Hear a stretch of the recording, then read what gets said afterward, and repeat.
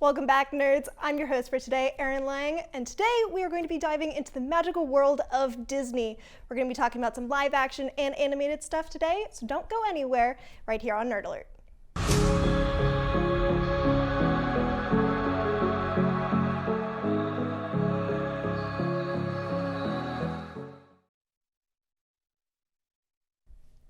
All right, nerds, like I said, today is going to be a Disney episode, and I am joined today by Ethan Pizarski and Carter Newcomb.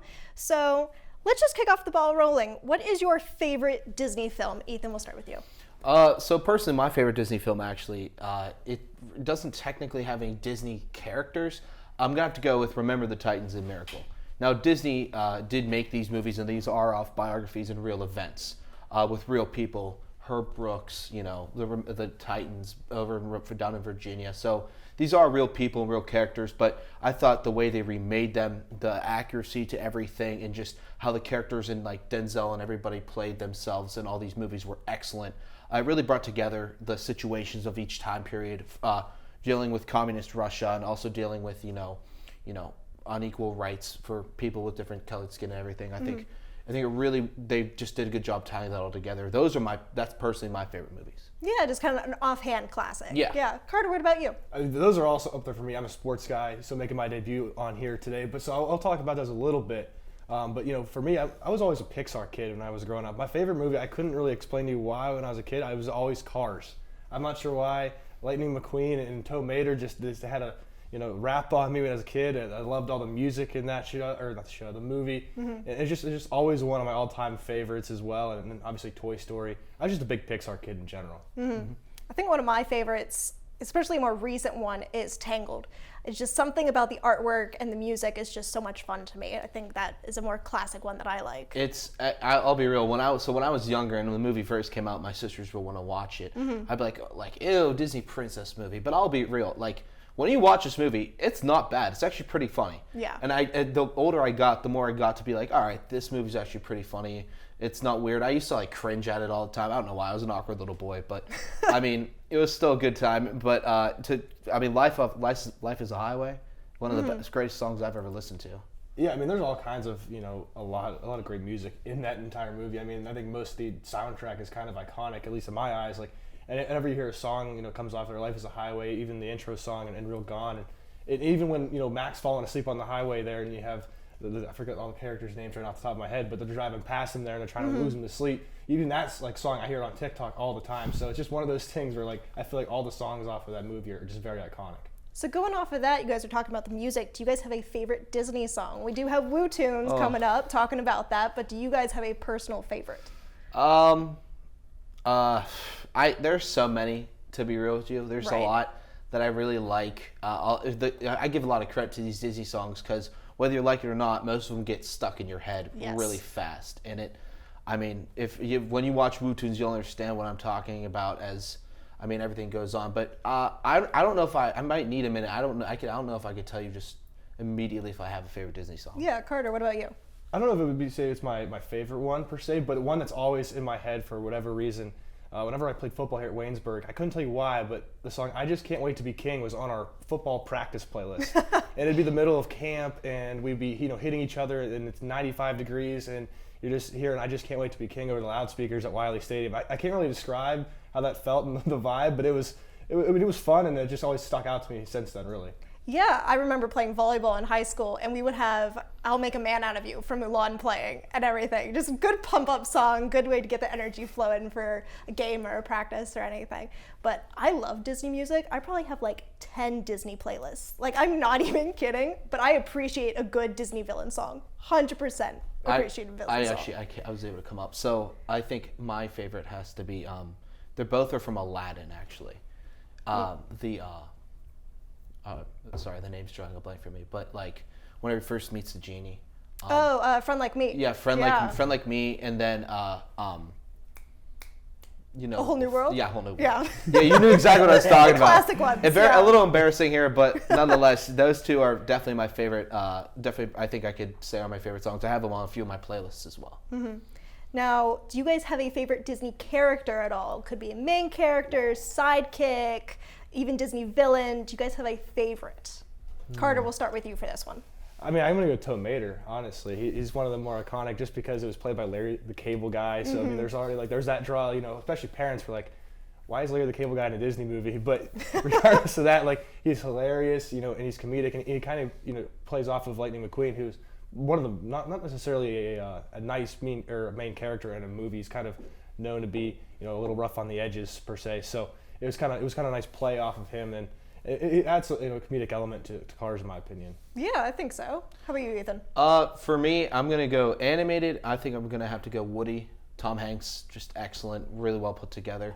I also like to change up again, another Disney franchise, because Disney has helped make this is Star Wars. I think Mark Hamill is Luke Skywalker. Excellent work there done as well. And I think I do Denzel Washington's up there as well.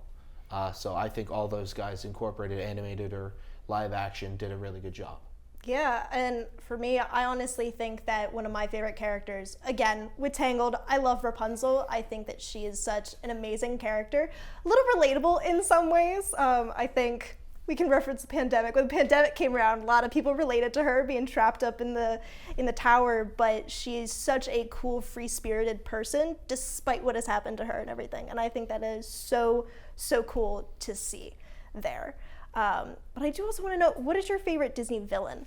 So we talked about that. You guys mainly said heroes, but do you guys have a favorite Disney villain? For me, probably Matilda. Matilda? Or not Matilda. The Trump bull. Yeah. The big woman. Yeah. Yeah.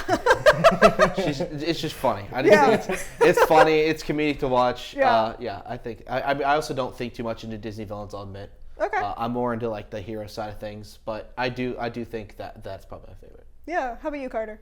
I'm gonna say Zurg from Toy Story 2. I like that movie a lot. It was just I don't know why, I can't really describe it. There was just always something as a kid I thought was hilarious, and I wasn't ever scared of him, so it was kind of a good villain for me when I was younger, because it's like, I knew he was a bad guy, but it wasn't by any means, he wasn't keeping me up at night. We'll just leave it at that.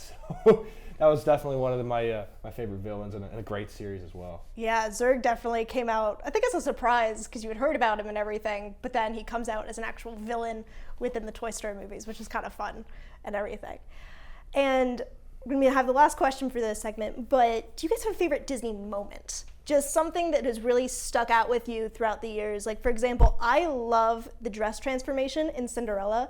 Just something about the art of going from the very simple, broken up dress and transforming into this beautiful gown is just something so magical to me. Is there something that you guys think about whenever you think of a Disney moment? Again, ties right back to Miracle, when Coach Herb Brooks, right before the game against the Soviet Union, when the speech where it comes together, the iconic speech. Again, it's not anything made up. This actually happened. I'm sure there was a few words improvised, but when he brings them together and he mentions them, if we play the Soviet Union 9 times out of 10, they might beat us, or 10 times they might beat us 9 times, but not this time, not tonight. You guys earned this opportunity, and it's just, I don't know, the build up, the inspiration, the motivation. I really am a fan of it, so I think that's my favorite moment. Yeah. How about you, Carter? Me and Sparky are in sync, because I was just sitting here thinking about that, and he brought it up, and I felt the hairs lifting up off my skin, because that speech, if you ever need fired up for anything, I just look it up on YouTube, or if you don't have the whole time to watch the entire movie. But if you watch that entire, I believe it's a 2-hour and 15-minute movie, and about 2 hours in-ish, you learn about the team, and they go through all the struggles the whole way through, and then you get to that point, man, I mean, you're ready to run through a brick wall. You could be laying in bed at 2 a.m. in the morning, and you stand up out of the bed, and you're ready to go. So that's one of the more iconic moments for me, just because how powerful that moment was in the film. Yeah, it definitely sounds. I haven't personally seen it, but it definitely sounds like something that's really impactful in general. That's all we have for this first segment. We are going to throw it to Woo Tunes with Rebecca Vaughn and Joe Venzel. Don't go anywhere. We'll be right here. You're watching WCTV, where we aim to bring you the best local coverage of what you care about most. Everything from local businesses to hometown sports and the latest weather. We're keeping up to date with what you need to know about issues that affect our campus and our community. We're telling the stories that matter, celebrating our past, our future, and our potential. So tune in for all the latest buzz right here on WCTV Channel 14, Waynesburg.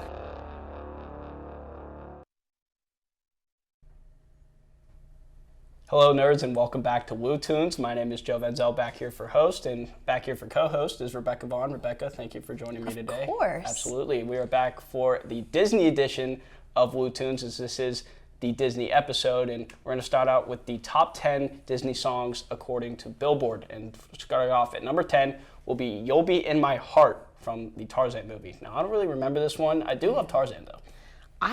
I think I've seen the Tarzan movie. It would make sense. It was Yes. kind of like our childhood time, but I don't exactly remember much of the soundtrack, so this is one that I am not familiar with, but I'm sure it's good. I mean, Phil Collins did the whole soundtrack for Tarzan, so I mean, it's got to be good for that instance. But nonetheless, we go on to number 9, which is Go the Distance by Hercules, one of my favorite Disney movies of all time, and I just love this song. It's another one that I'm not too familiar with. I know that I've seen it full through once at the very least. Does that mean I remember all the songs? No, not at all. It was something we watched in like a social studies class in high school. So again, probably a fantastic soundtrack. I've heard great things about it, but not in my knowledge base right now. Fair enough once again. Now, moving on to one of my favorite movies, probably my favorite Disney animated movie of all time. At number 8, Circle of Life by The Lion King. Basically just the theme song, great opening song of that. I mean, you can't get much better than that. I love The Lion King. This is one I would watch going over to people's houses when I was a kid. I remember this song playing through the house. You could get this on my Spotify playlist any day just to hype me up. Yeah, Lion King, I mean, all Disney soundtracks are fantastic. Lion King just happens to be one of my favorites. Now, at number 7 is going to be an Encanto song, but this one will be Surface Pressure. Now, I don't really remember that song specifically from the movie. I've only seen it once, but I mean, we're going to have another song at number 1 from the same movie, but I don't really know this one. I have never seen Encanto. This is one, I have not seen a lot of the more recent Disney movies, so this is one I'm unfamiliar with, but I do know the one at number 1 has been all over social media, all over TikTok, so it doesn't surprise me that there's another one in our top 10 list. Yes, but a fantastic movie, all around, highly recommend. But number 6 is Beauty and the Beast, the title song from the Beauty and the Beast movie. Fantastic song, classic. Beauty and the Beast was one of the first Disney animated films that I've watched, and just classic all around. Oh my gosh, yeah, and that soundtrack, I can always get behind that one. I have no complaints at that one being at number 6. Not at all. Number 5 is going to come in a little bit of a surprise, but one of my favorite songs, Colors of the Wind from Pocahontas. Now, Pocahontas is another one of my favorite Disney movies, and Colors of the Wind just kind of embodies the song, and there's no doubt this one's high up on this list. I mean, it's just fantastic all around. Yeah, it definitely surprised me to see it. It is a little bit of a hidden treasure in the Disney world, but I'm so glad it made the list because I love this movie. I love the story of the movie, and it's just Colors of the Wind is another one. You put it on, you feel that song, and it's an incredible piece. It's quintessential of that movie, no doubt. And speaking of quintessential, for the next movie at number 4 is Let It Go from Frozen. I mean, if you don't know this one, you must be living under a rock. I can remember only when this movie came out and how many people were just listening to this song and singing this song. But I mean, it is a classic, and it's in its own right at number 4 for a reason. Yeah, it is. I will say at this point, a bit overplayed. Yeah. I remember when it was really popular that it was one that I could get behind and listen to, but now when I hear it, I skip it. It is not one that it's a little bit overdone in my book. But fantastic movie. I do love Frozen as the movie nonetheless. But number 3 is A Whole New World from Aladdin, another classic song, one of my favorite songs from Disney in general. Yeah, I do love the Aladdin movies, and that's another one. I say it a lot, but you get it on the playlist, you feel the song, and it's just that impact of it is what really drives it for me. And the impact of the movie as well. I mean, that's the whole sequence of that just really embodies the movie as a whole, and just a fantastic song to go with that. And number 2 is going to be Can You Feel the Love Tonight from The Lion King, another fantastic song from The Lion King. A little surprised that this one was at number 2 from The Lion King. I thought it would be either like Hakuna Matata or The Circle of Life, but that says a lot about The Lion King of how many great songs that they have. Yeah, I love this one. And again, with The Lion King, you can't go wrong with that one. If you're, at a sleepover or even just a nice Friday night trying to watch a movie and you don't know what to watch, put on The Lion King, get some popcorn, your night is set. Absolutely. And we're going to go to our number 1, which we had alluded to before. It's going to be We Don't Talk About Bruno from Encanto. And now that was just all over social media. I mean, it's a great song, but overplayed, like Let It Go. And I don't know why this one's the number 1, just for plays, but like. I can understand that. See, on my side, I am a little less thinking it's overplayed because I haven't seen the movie. I haven't played it a bunch on my Spotify. Yep. but seeing the music video and all the clips on YouTube and Instagram and TikTok and everything, this is the song that makes me want to watch the movie. I haven't seen it yet. Fair. When I hear this song and I'm like, what the heck is going on? What is this story? This is the song that makes me want to watch it. It's kind of like a circle of life. The intro to the whole thing kind of sets up, what we're going to watch in the movie. And a fantastic song, and like I said, highly, highly recommend the movie. But we're going to move on from that segment into our next segment. It's going to be our personal favorite Disney song of all time. Rebecca, go ahead. Almost There, Princess and the Frog. That is, honestly, that's all I have to say about it. But that's the story behind the movie, and I love that movie. That is another one where I will put it on and want to play it just constantly because it's just, I don't know how to describe it. The story through the song is inspirational, and I'll play it in the bathroom when I'm, doing my makeup in the morning. It's one of those songs that really gets me hyped up for the day and makes me want to work hard. Yeah, that's the same one for mine, which is going to be Can't Wait to Be King from The Lion King. I mean, it's just very inspirational. I remember that just watching it as a kid and just, wanting him to be king is the quintessential part of my childhood, and it's just a catchy song as well. I mean, like we've alluded to in the show plenty of times so far, can't go wrong with The Lion King. Of course, yes. Can never go wrong with The Lion King, but that's going to be all for this edition of Blue Tunes. Thank you to Rebecca for joining me, and that's going to be all for this segment. When we come back, we're going to have more content right here on Nerd Alert.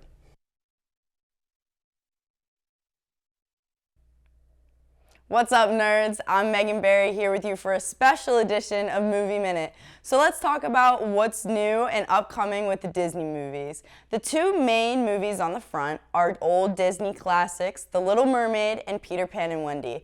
But don't worry, this isn't just a remake of the classics this year that took the OG films and turned them into live-action movies. Peter Pan and Wendy will release April 28th. Personally, I'm eager to see whether or not this will be the true Peter Pan story, but unfortunately, I don't think it will be since it is going to be based off the J.M. Barrie's novel. As for The Little Mermaid, this is a classic rewritten into a live-action film. This movie will be released May 26th of this year. But to keep on topic of our favorite Disney movie classics, can we expect another Toy Story this year? The answer to that question is yes. Yes, we can. Disney CEO Bob Iger confirmed that there will be a Toy Story 5 that will be released at the end of this year. So, me personally, I think they could have stopped at 3 Toy Stories, but they made a 4th. So hopefully the 5th is just going to be as good. But that's all I have for you today, nerds, and I hope I can see you in the theaters.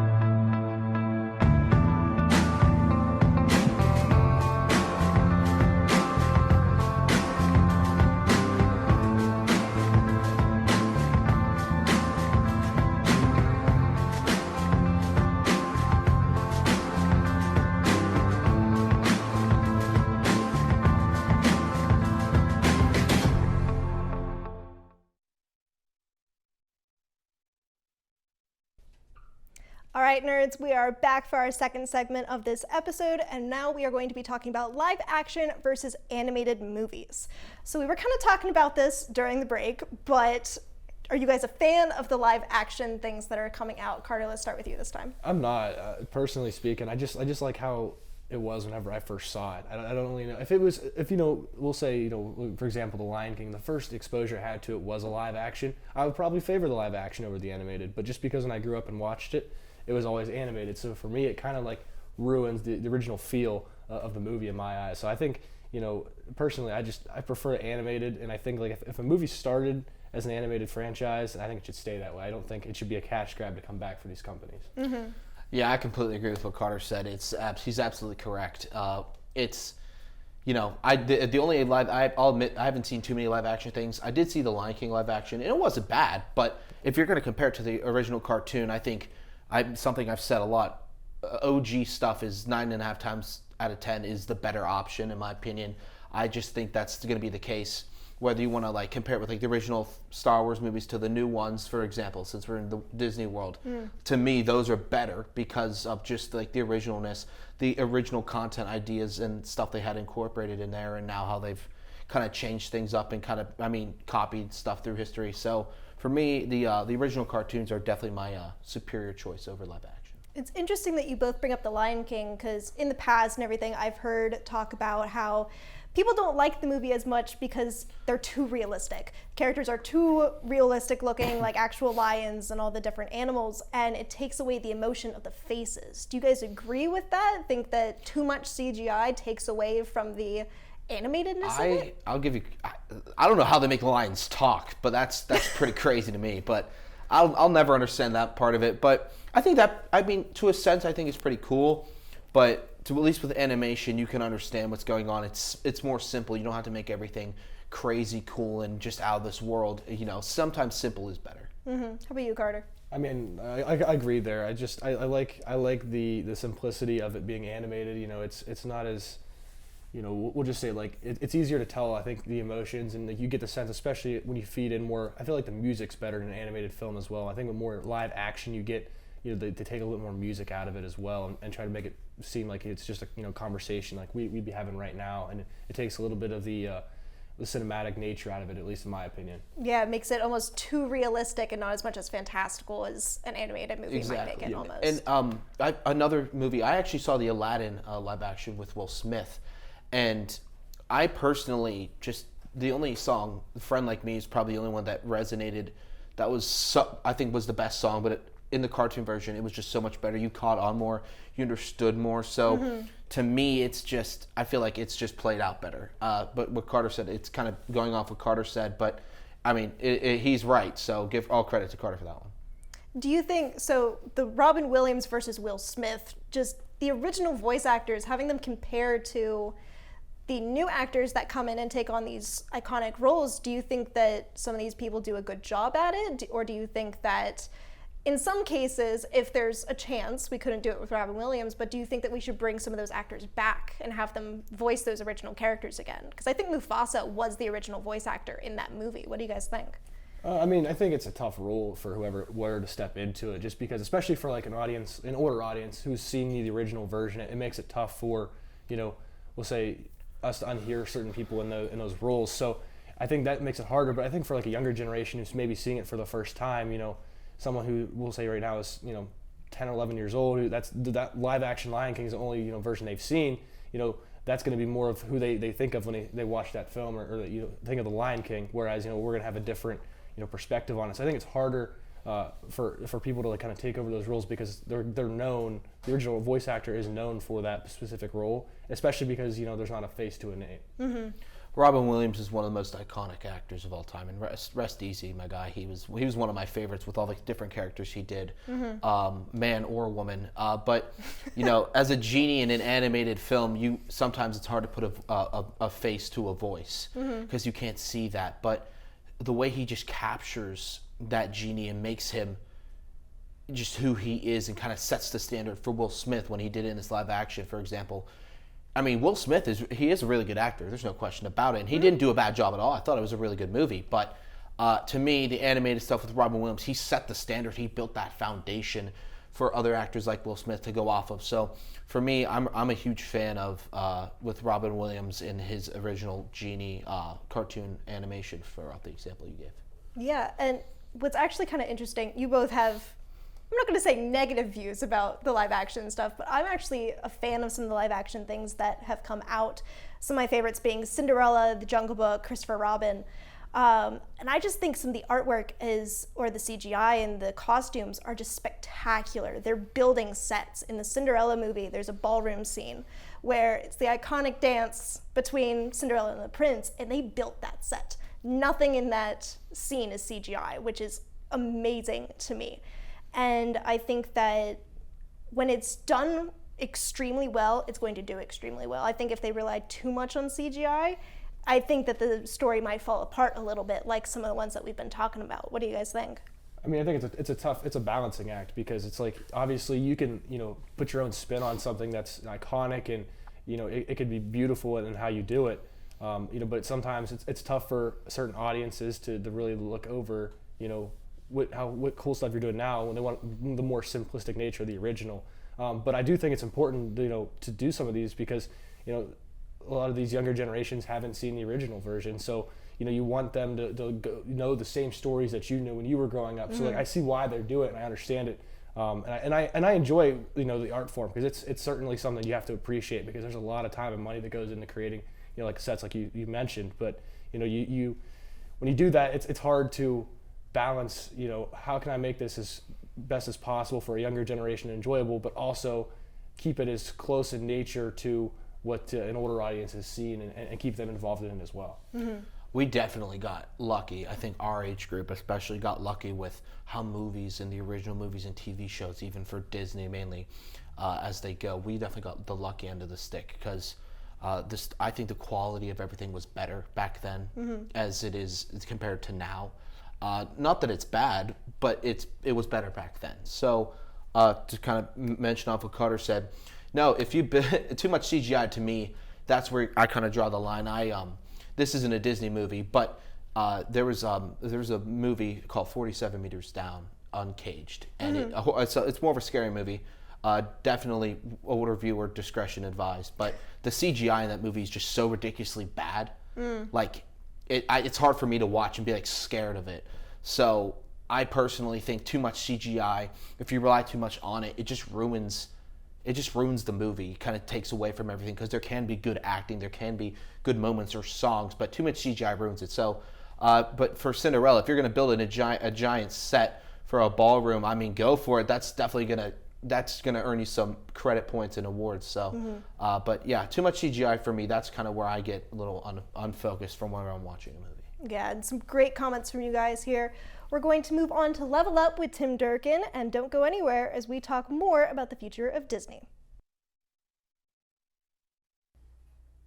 Hello and welcome back to another edition of Level Up, this time Disney themed.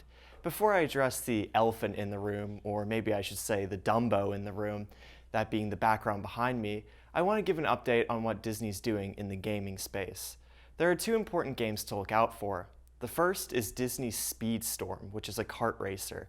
It has tough competition with Mario Kart 8 Deluxe and its DLC, but what sets this racer apart is the fact that it will be free to play on all consoles. Free to play can be a way to drum up initial interest in a game, so I'm curious to see if it pans out.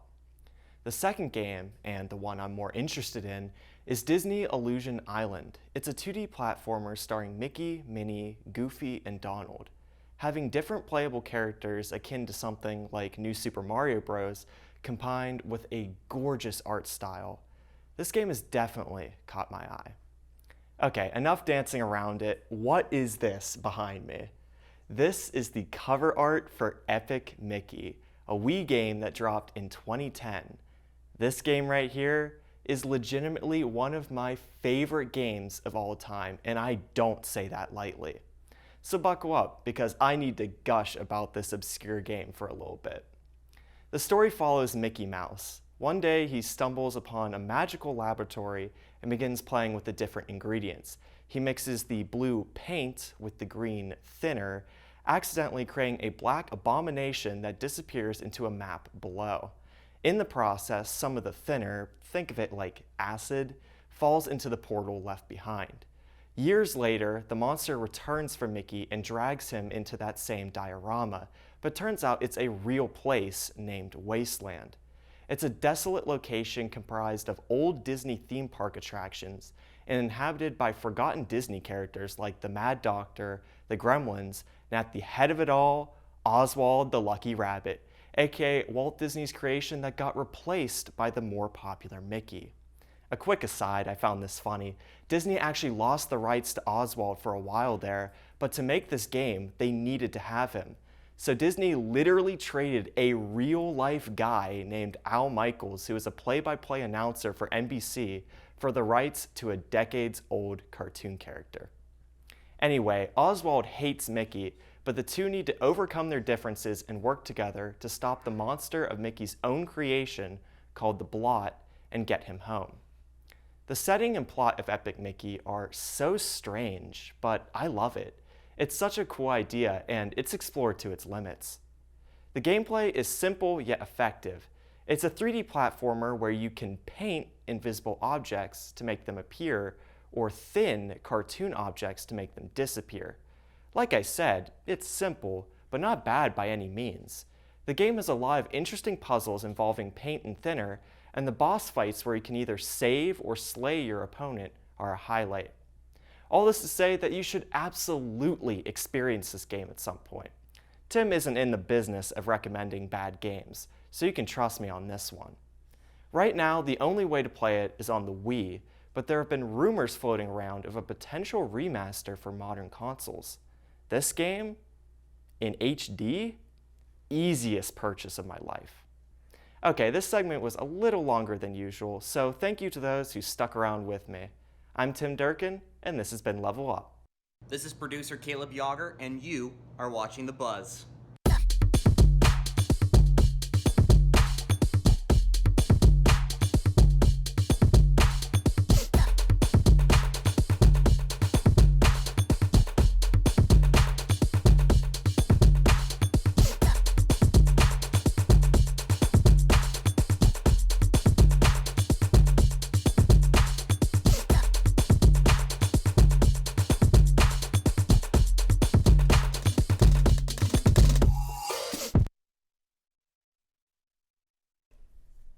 All right, everyone, we are here in our last segment of this episode, and we are going to be talking about the future of the Disney franchise.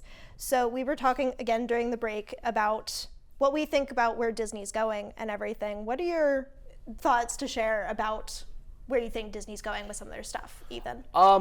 So Disney is doing some things that, I mean, seem pretty cool. I'll be real, the movies that are upcoming, I mean, honestly, either one, I mean, I'm not really that interested, or, I mean, that's just a personal taste. I'm sure there's some other people that highly disagree with me. But another thing I talked about heavily, of course, in the break was, you know, some of these films, especially, I'm going to use Indiana Jones as an example with Harrison Ford. Let the movie rest in peace, truly. And that's nothing against anybody, because, like, they've done an excellent job with the storyline, but it's time to let these movies rest and start to get the creative juices flowing. I'm tired of seeing a lot of these piggyback, you know, movies and moments. Like, it's some of these, like, if something's great, don't fix it. If it ain't broke, don't fix it. Mm-hmm. They're not going to make another sequel of Remember the Titans.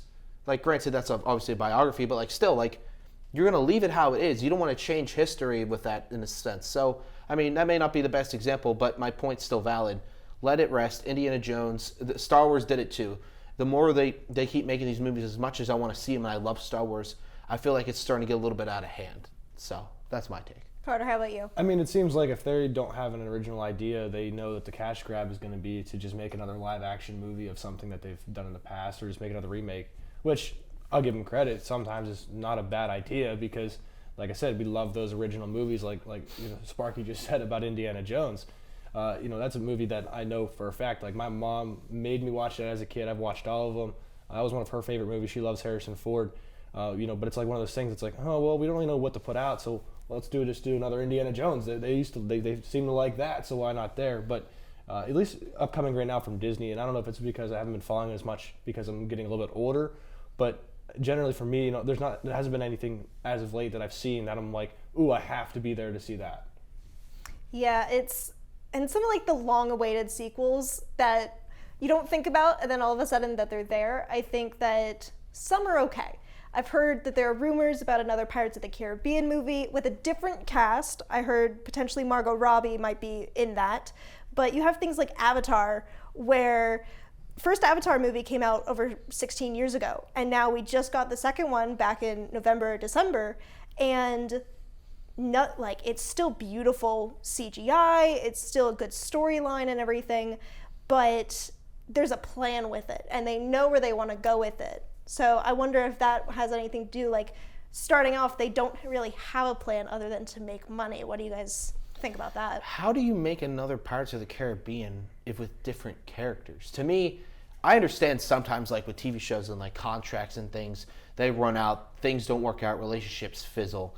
I mean, and it stinks to see because sometimes you're watching a TV show or a movie and you're like, hey, like that's a great character, I love that character, and then in a season or two or when they make another movie, it's a different person playing that character. You're like, I've never seen your face before. What are you doing here? Like, but I guess there's a chance it could still be good. But to me, and what Carter said as well, I think but if you can't get new creative movies in there, maybe you need to get new guys as well. Because I truly don't think there's a reason to be digging up these graves of some of these iconic movies for Disney as well that have been around for as long as our lifetime and even longer. Yeah.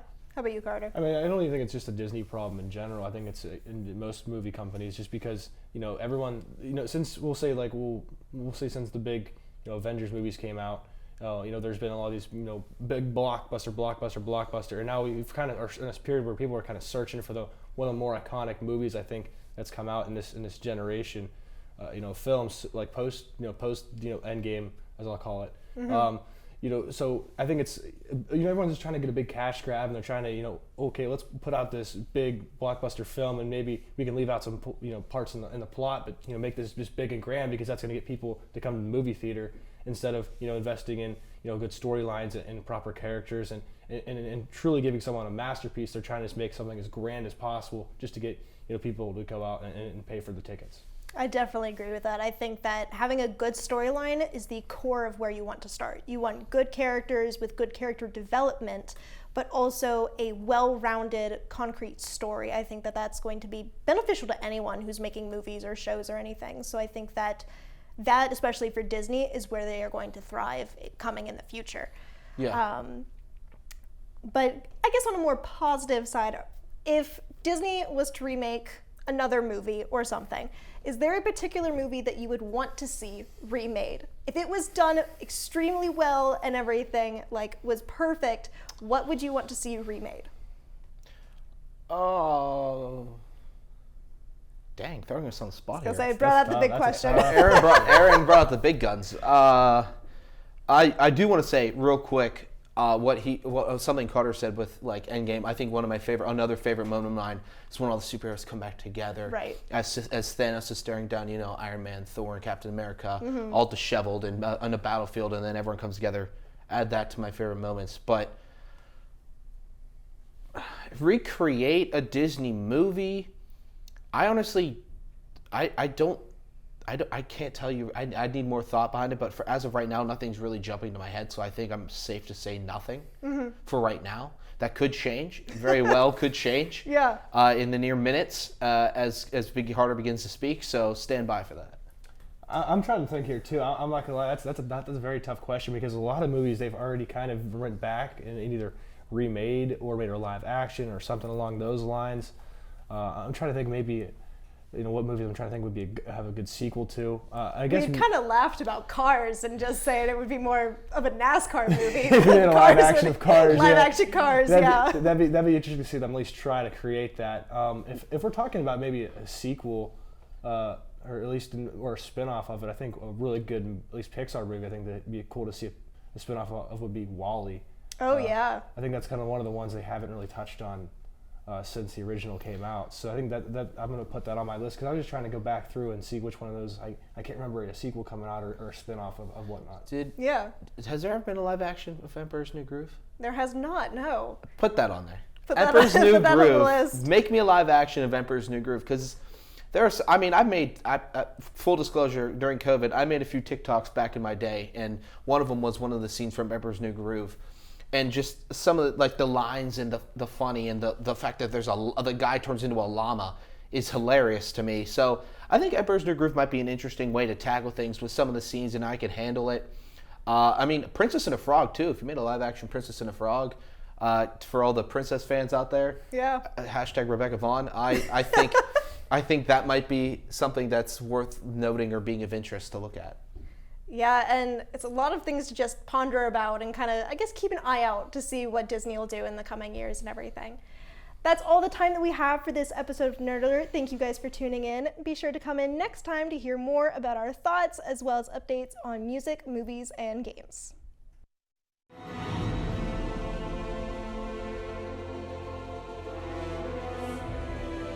This has been a production of Waynesburg Community Television.